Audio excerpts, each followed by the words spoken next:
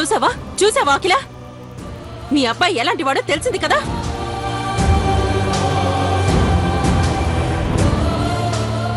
చూసావా ఆంటీ, మహి నా చెంప మీద కొట్టినందుకు నాకు బాధగా లేదు.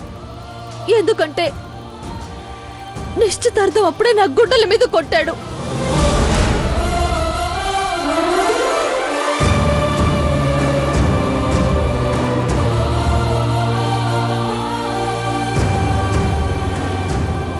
ఒకటో తారీఖు వస్తే జీతం వస్తుందని ఎదురు చూసే ఒక పని మనిషిని వెనకేసుకొస్తున్నాడంటే, అలాంటి మనిషిని నేను పెళ్లి చేసుకొని సంతోషంగా ఎలా ఉండగలను ఆంటీ?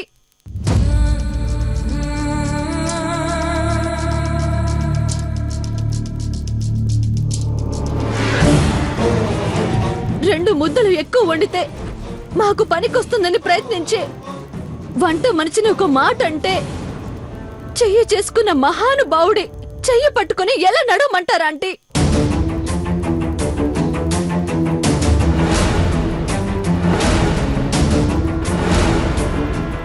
తాగుబోతున్నారు, తిరగబోతున్నారు, ఏ లక్ష్యం లేని మగాడన్నారు. చాలా మంది చాలా రకాలుగా చెప్పారు, అన్నీ నిజాలే.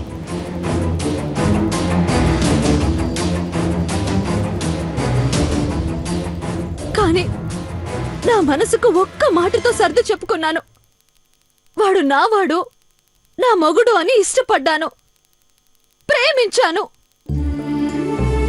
ఎన్ని కలలు కన్నానంటే నిశ్చితార్థం ఇలా జరగాలి, ఘనంగా జరగాలి, ఘట్టమనేని కుటుంబంలో కొడుకాలు పెట్టి చరిత్రలో నిలిచిపోవాలని కలలు కన్నాను.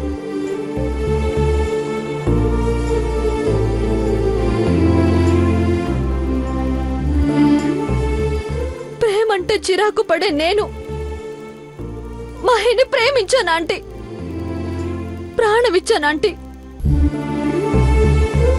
కానీ పరువు, మర్యాద, ప్రాణం అన్నీ తీసేశాడు.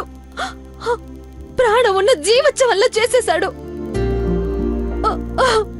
ఇంకా ఎలా నమ్మమంటారా ఆంటీ?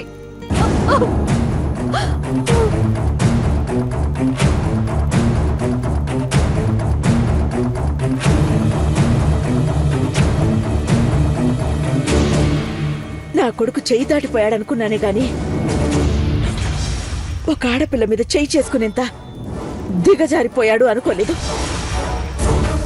రేయ్ రేయ్ రేయ్, ఐశ్వర్య నిన్నెంతగా ఇష్టపడిందో ఆలోచిస్తే ఇంత ఆవేశం రాదురా? అసలు నీకు ఆలోచన అంటూ ఒకటి పుడితే కదా. ఓయ్, కొడితే మగాడి బాబు నిలబడాలి, మాట మీద నిలబడాలి, మంచివాడు అనిపించుకోవాలి. నువ్వు మారుతావని రెండు కుటుంబాలు ఎదురు చూస్తున్నాయి, మారవా?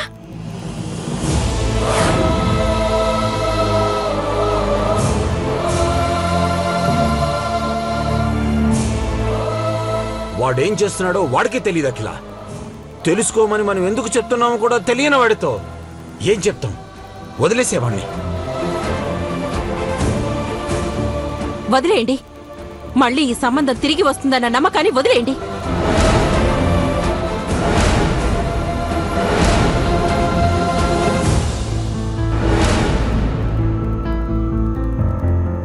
ఆంటీ, చిన్నవాడివి, నీకు దండం పెట్టి చెప్పలేను దేవా. అవమానంతో ఒక్క మెత్త కూడా తినలేకపోతున్నావని చెప్పుకోవడానికి వచ్చావే కాని ఇలా దెబ్బలు తింటానికి రాలేదు.